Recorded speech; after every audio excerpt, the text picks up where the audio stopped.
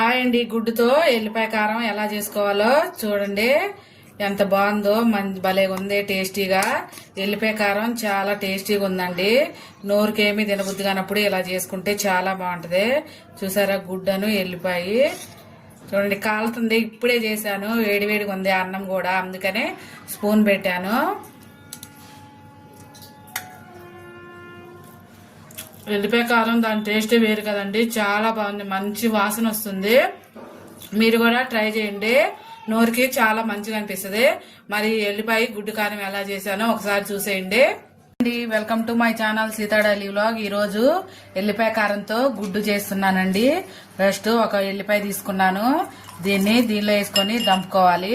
తర్వాత దంపుతాము. ఈ ఉల్లిపాయలు ఫ్రై చేసుకోవాలి. ఒక మీడియం సైజు ఉల్లిపాయ తీసుకున్నా. ఇప్పుడు స్టవ్ వెలిగించి గిన్నె పెట్టి దీనిలో ఒక 2 స్పూన్ల నూనె వేసుకోవాలి. నూనె వేడయ్యాక 1 స్పూను ఆవాలు జీలకర్ర, అలాగే తరిగి పెట్టుకున్న ఉల్లిపాయలు, 2 పచ్చిమిరపకాయలు ఫ్రై చేసుకోవాలి. దీనిలో 1 స్పూను ఉప్పు వేసుకుంటే ఉల్లిపాయలు తొందరగా మగ్గిపోతే ఈ మధ్యలోపు ఎల్లిపాయ కారం దంచుకుందాం. సరే, ఎల్లిపాయలు ఇందులో వేసా కదా, వీటిని మెత్తగా దంచుకోవాలి. ఎల్లిపాయలు దంపాక ఒక పెద్ద స్పూన్ కారం వేసాను, 1/2 స్పూను ఉప్పు వేసాను. ఉప్పు కారాలు మీ టేస్ట్ తగ్గట్టు వేసుకోండి, మీకు ఎంత కారం కావాలో. దీన్ని కారంలాగా దంపేసుకోవాలి. సరే, ఎల్లిపాయ కారాన్ని ఇలా దంచుకొని పెట్టుకోవాలి. ఇప్పుడు ఉల్లిపాయల్లో వేగిపోయినాయి. 1/2 స్పూను పసుపు వేద్దాం.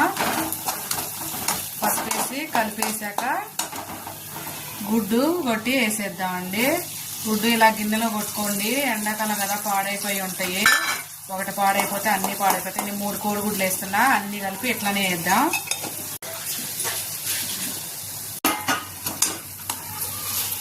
గుడ్డుని ఇలా టర్న్ చేసుకుంటా వేసుకోవాలి. ఇంకా మాడిపోకుండా కలుపుకోవాలి. మరి చిన్నగా కాకుండా కొంచెం పెద్దగా ఉంటే ఆ గుడ్డు బాగుంటుందండి. చిన్నగా చేసుకోకుండా కొంచెం పెద్దగా ఇలా తిప్పి వేసుకుంటా ఉంటే కొంచెం పెద్దగా వస్తాయి. ఇంకా కొంచెం ఇప్పుడు ఎల్లిపాయ కారం వేసుకున్నా. గుడ్డు అట్ట పక్కన పెట్టుకుంటే కొంచెం నూనె వస్తుంది కదా, దానిలో ఇప్పుడు ఎల్లిపాయ కారం కొంచెం ఫ్రై చేసుకుంటే బాగుంటుంది. ఒక 2 నిమిషాలు ఫ్రై చేద్దాం. ఎల్లిపాయ కారం ఫ్రై అయింది. ఇప్పుడు ఒక రెమ్మ కరివేపాకు, ఇప్పుడు ఇదంతా ఇందులో కలిపేసుకున్నా. ఆ కారం ఎర్రగలేదండి, అందుకే ఇలాగ అనిపిస్తుంది. పాత కారం కదా, కొంచెం కలర్ చేంజ్ అయ్యింది. అంతా ఇందులో కలిపేసుకొని ఒక 5 నిమిషాలు